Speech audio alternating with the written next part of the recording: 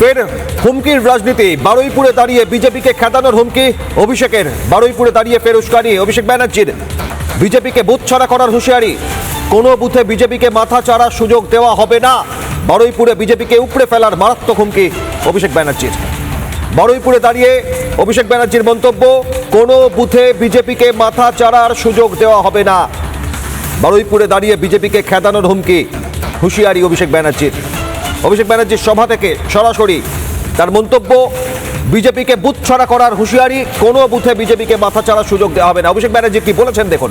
কংগ্রেসকে জিততে হবে, 31 দক্ষিণ 24 পরগনা করতে হবে। তার জন্য আমাদের যত পরিশ্রম করার করতে হবে, মানুষকে সাথে নিয়ে সংঘবদ্ধভাবে লড়তে হবে।